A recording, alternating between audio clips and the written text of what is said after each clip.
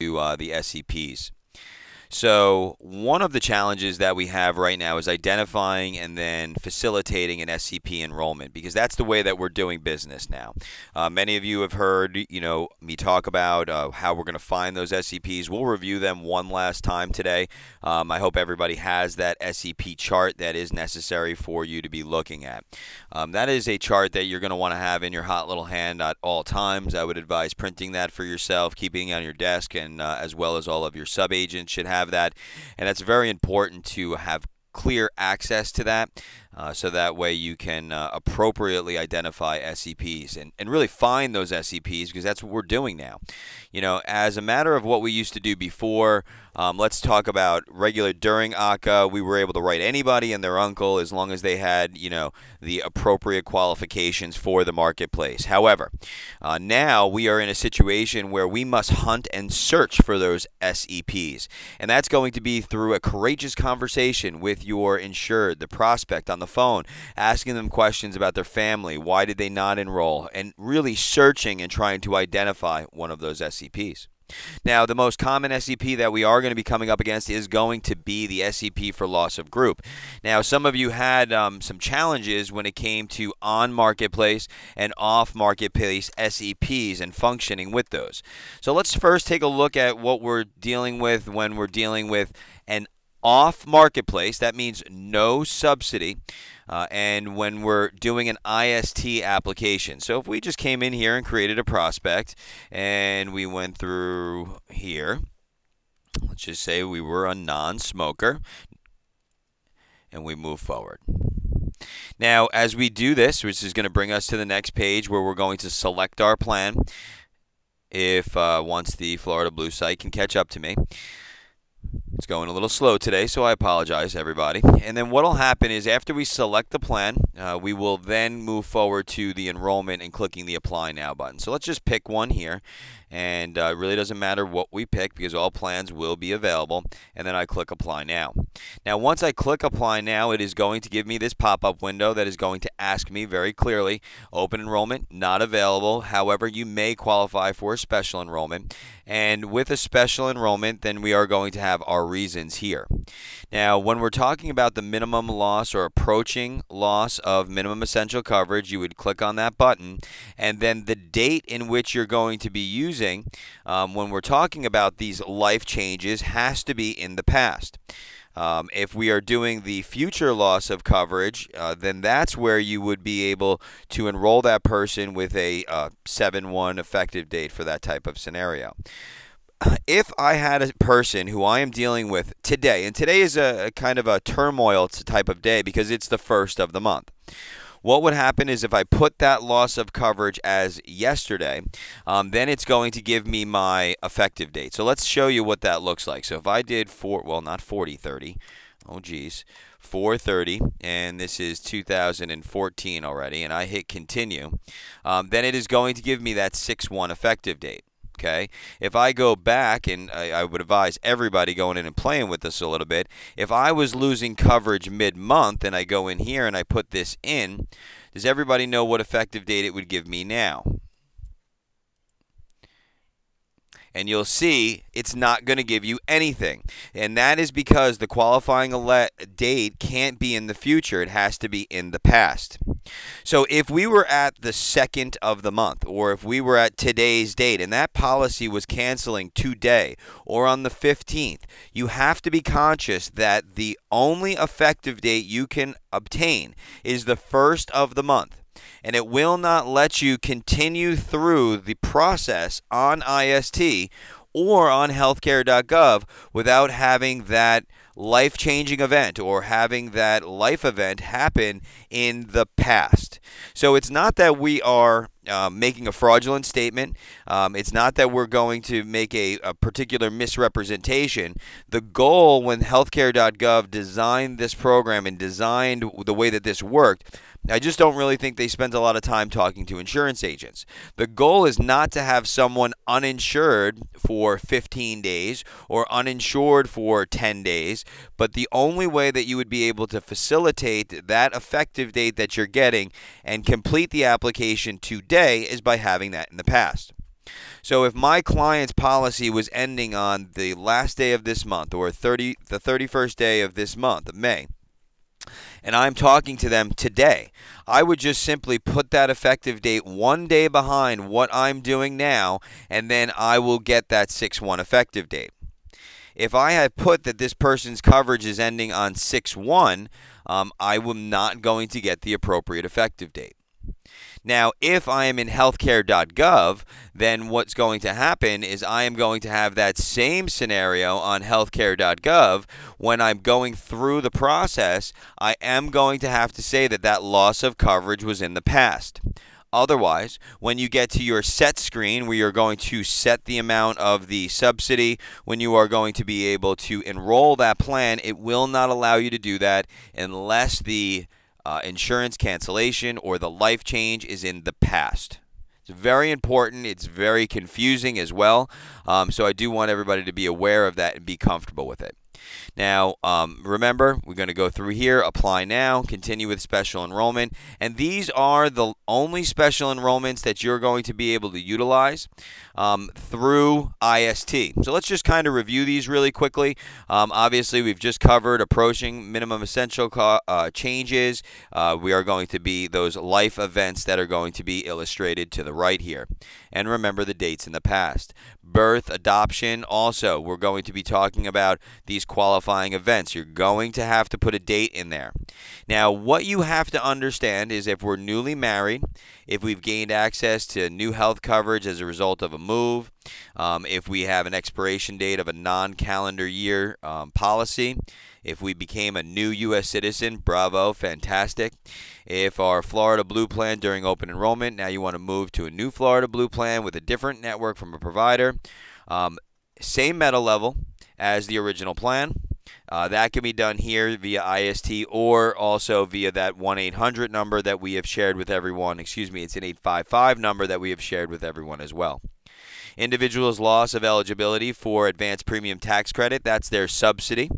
Also, we have currently enrolled in a Florida Blue plan, HMO, since last December. Want to purchase a new plan, experienced an error or misrepresentation, or experienced a material violation of your current health insurance policy.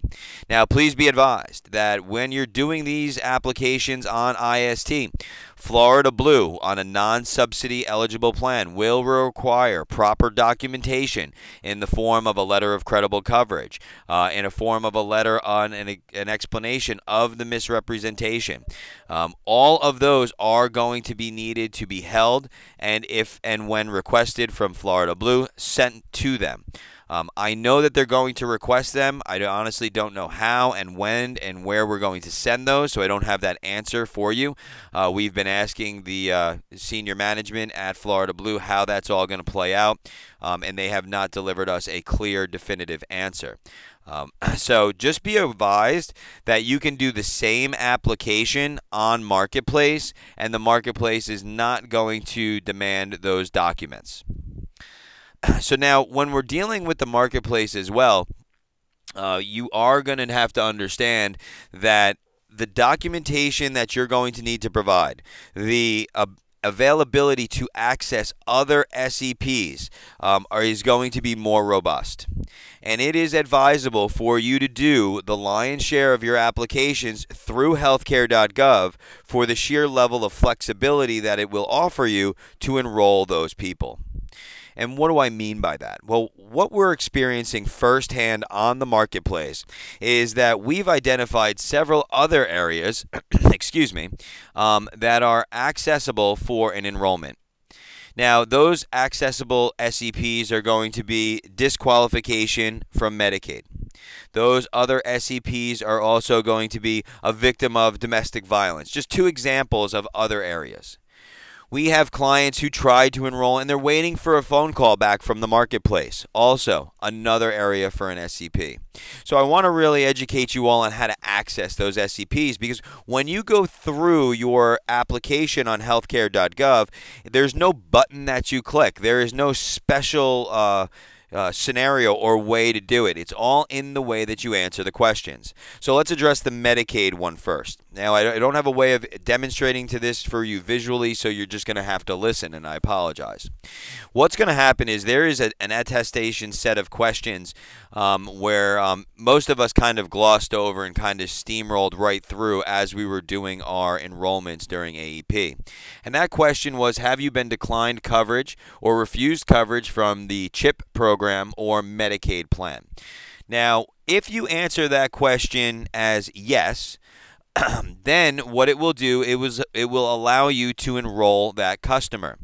So if your customer had thought that they were available to enroll in the Medicaid program, they thought that that was something that they may be good for, whatever their situation may be, whether it's a single father, a single mother, they were waiting for Medicaid to get back to them, they started the process. If there was difficulty and there was the thought that Medicaid was available, and then you can identify with them that it's not, then you can utilize that question and answer set of have you been refused or not available for Medicaid to your advantage to complete your enrollment. Now, what will happen is the healthcare.gov site will allow you to follow through, and you're going to get to the eligibility determination. Now, the eligibility determination will be blank. Some of them are coming up now, depending on the day, the time, and the way that the wind is blowing. But on all of those SEPs and all of those subsidy determination letters, the letter is still blank in many cases. Now, what will happen is you will go to the next screen, and here is where the hurdle will come in.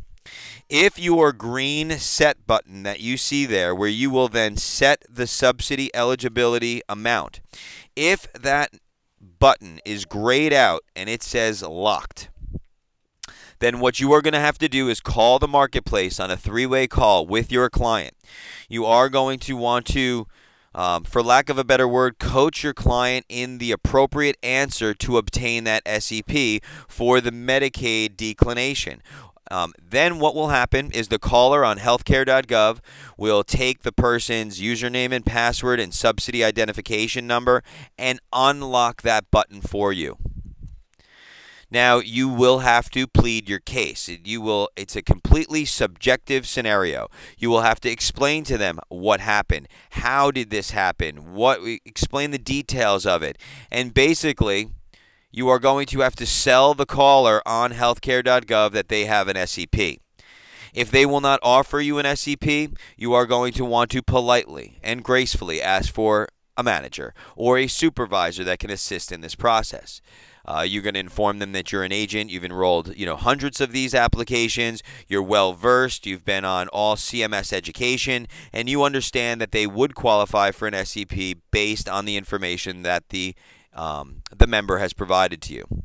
Now, once that manager then unlocks that SEP, typical process is to log out of that person's healthcare.gov account, log back in, and you will be able to complete that application. So it's very simple, but it will take that extra step. Now, I know many of you are probably scratching your head and saying, well, it's not, I called, I tried that already, it didn't work. Be polite, ask for a manager, and make sure that you're speaking to a person who can actually understands. We run into ignorant and not appropriate and professional healthcare.gov agents on a daily basis. They don't know. Yesterday we came up across a person who didn't even know that the subsidy determination letters were blank. She told the customer and the agent, I'm sorry, we can't enroll you now, you don't have a subsidy. We, again, graciously and very professionally and nicely asked them to just go to the next screen and hit the green set button. When the person at healthcare.gov did that, then they were able to enroll the client over the phone.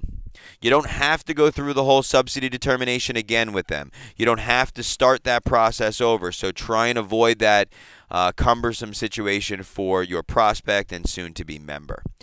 But your education and what you know about how this process works is important and priceless, because that is what's going to help you solidify and really enroll these people. Because quite honestly, A and B team, a lot of our agents, we are far better educated than most of the enrollers at healthcare.gov, unfortunately. And if there's any enrollers on the call today, I apologize. I'm not trying to offend you. I'm just calling it like I see it. Now, other SEPs that are also accessible. These are in Dropbox. You guys should all have Dropbox, and you will have the information on the SEPs in there. It's called the SEP table. Now, that SEP table, the other area that I want to cover today is going to be victims of domestic violence. Now, not to giggle about it, but we all talked about this a few weeks ago, and we looked at that victims of domestic violence abuse as, okay, well, that how are you going to access that? Is someone really going to tell you, well, I was in a situation of domestic violence and I couldn't enroll?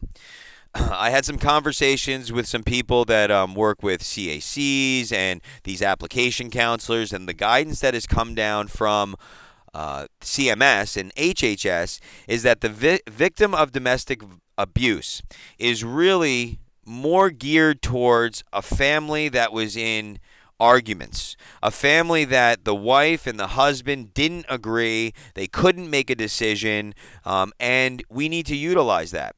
So, for example, if I was married, that'd be funny, and then something happened where I wanted to enroll in the marketplace plan. However, my domestic partner, my spouse, they didn't want to, and we went back and forth, and we were arguing about this, and we could never agree upon enrolling or not. And then they talk to you, and you have now showed them the light, and now they understand, yes, I do want to enroll. Then at that point, they can enroll, but you are going to, again, have to plead your case, and you're going to have to coach and speak with your client about the proper way to deliver that message to the caller on the other end of healthcare.gov. It doesn't mean that someone got physically abused. It just could be an argument. It could be an indecision based upon the family and part of that family looking at things different ways. Okay, so that's going to be another way for you to enroll that plan. That's going to be another way for you to offer and be able to enroll those people. Additionally, we've come up a lot against people who have had material misrepresentations, network product issues, all of which are accessible SEPs for you. And with those accessible SEPs for you, those have to be done on the marketplace in order for you to obtain that subsidy, as you know. And you will have to call to complete that enrollment. You will be in the same situation where it is locked. You will not be able to enroll, and you will have to have them unlock that application after you complete the subsidy determination. Now, you can also skip the step of doing the electronic application and simply call the marketplace and complete the entire application on a three-way call with your customer, making sure that you're providing them the proper national producer number and other information that they need to assign you to the application. But also, you can use that. So there are a lot of different ways for you to still be doing enrollments. The key factor that you have to keep in your mind for all of these enrollments is that we are not utilizing a 63-day window. We are simply using a 60-day window, period, 60 days. It has to be 60 days from the event. So many of the events can be kind of gray area of where that event happened. So, for example, a lot of people are saying that the eligible for a misrepresentation is at the time of the application was effective. Now, I don't buy into that, and we've gotten many applications that have been long past the effective date utilizing that SEP. And how we're doing that is because the customer is making a statement and they are emailing you something as far as the explanation that I may have had the policy for 2 months and I didn't use it. Let's face it, the best insurance you have is the one that you never use. And in that situation, they may have not used it for the first 2 months. They go to the doctor, they find out they've got a higher copay, they find out the drugs aren't covered, they find out that they have to get referrals, and none of this information was disclosed. Then that is a material misrepresentation, and you would be able to enroll that client. However, that enrollment needs to be done on healthcare.gov, and again, you need to plead your case. You need to explain it to the person on the other end of the phone. And if you don't get the result that you like, ask for a supervisor. Again, professionally, kindly, and with as much respect as you possibly can, so that way you can, again, plead your case. It's almost like you've got to sell them as well as sell your client. I apologize, but that's just the way that it works. Um, Also, some questions have been coming up about plan changes. Remember, the 1st to the 15th, those changes would be effective that following month. However, if it's done between the 16th and the 31st, those changes will appear the month after. So if I did a plan change for someone by calling our 855 number, those of you that don't have that number for plan changes, that I'm going to put that in the chat function. It's 855-969-0920. That is the best way for them to change within Meta level and to change from, for example, Blue Options to Blue Select or vice versa. Remember, we are still not able to access the Blue Care from a Blue Select in a standard transition, unless, of course, there's a material misrepresentation. And, for example, they didn't know they had to stay within network. But please be advised, we don't know. It's just too new. We don't know if those are going to accommodate a new change in commission and a new AOR. It is something that we haven't had enough of the experience to where we can give you those clear answers. All right. Someone is asking, can't we use a paper application for a misrepresentation on an SEP? Holly, I would not advise a paper application for anything. Absolutely nothing would I would honestly refuse to do a paper application. You have access to electronic applications that you are going to have much clearer record keeping. You're going to have much better tracking mechanisms, and it is just a better experience for the client. The last thing in the world I want you to do, Holly, is to send an application to Blue Cross. You send it into their mailroom, and it gets lost in the shuffle. Now, I know that that's not an appropriate answer. I'm not at the carrier, so if I was actually at Florida Blue, I probably wouldn't be saying that. However, I'm not. I am in a position where I want to make sure that this customer experience is the most pleasant one. I want to make sure that you get paid, and I want to make sure that it's done appropriately. If I want to ensure that that's going to happen and I don't have to go back to my customer and say, well, they lost your application, but they cashed your check, or something like that, then I would avoid paper at all costs. Just an appropriate way of doing business in this day and age. We do have people that want to do it, but I wouldn't advise it. Which actually brings me to another point. In some of the things that are going on, it can be slightly embarrassing, shall we call it, when it comes to Florida Blue bills, non-payment situations. You are having to work through them. We are doing that internally. We are getting, dozens and dozens of letters on a regular basis of people who have not paid, and a lot of that information is also being sent to your clients. So remember, every time you get a letter in your office that someone didn't pay, your sub-agents would be getting these, I believe. Gig, do those all go to their agency offices for their sub-agents? So you guys are getting them in your main office. You need to be doing something with them. I would advise picking up the phone, calling every one of them whenever you get those. We have a dedicated staff member in our office that's what he is doing. He is calling every single one of our internal applications that have not paid, or they're getting that letter, just to confirm and stay in touch with them. Because let's face it, if they don't last, the commissions are going to go away. There will be chargebacks, and that is going to cause a headache. And additionally, what will happen is those people won't have an SEP to enroll as we move forward. Now, some people say that they can't make payments. Some people say they haven't gotten a bill, and then they get that termination letter. Well, that's going to be an SEP that you'll be able to access and re-enroll them. However, that's not going to happen third or fourth or fifth month or even next year. So being proactive now is very important. Let's see. I'm getting a question here from Chris. Some of my marketplace clients are saying they are getting cancellation letters even if they made their first premium payment. Well, Chris, what I would say is that you need to contact Florida Blue, and you need to contact your client, and when you're talking to them, make sure that money was actually drafted.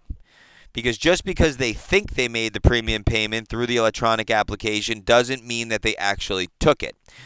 So that would be important. Now, also, what you have to remember is that cancellation is done 90 days from the last premium payment. So they have gotten in that 90-day window. Let me just check my notes here because we were going over it the other day. I believe it is 9 letters. It is 6 letters and 9 phone calls from Florida Blue. And that's what we're told. We're told that they're getting that amount of communication.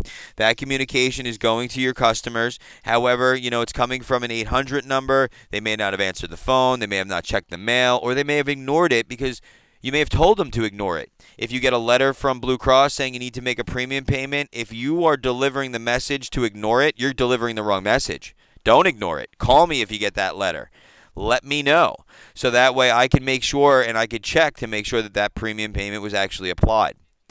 Make sure that it was actually drafted from your account is a much better and a much more appropriate delivery of information to your enrollments. And if you don't see that enrollment premium payment taken by a couple days after the effective date, please call me. We're starting a campaign today for all of our 5/1 effective dates for everyone that may have not gotten a premium payment taken out. We need to make sure that they've paid because they only have a few more days to pay.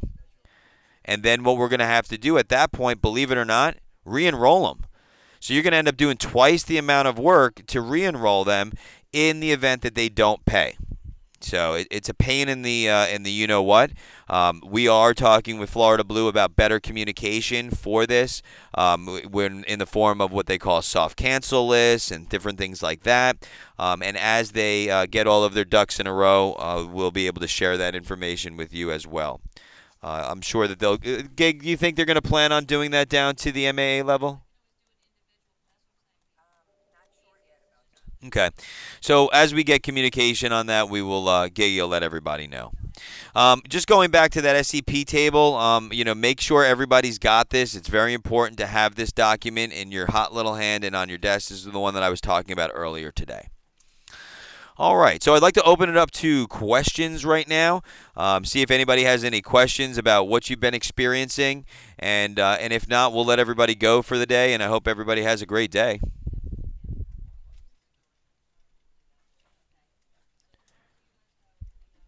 All right. Doesn't appear that anybody's got any questions. I hope everybody's doing well, and have a great week. We'll talk to everybody next week. We have some exciting things that are on the horizon with Medicare and different Medicare Advantage things and what Blue Cross is doing.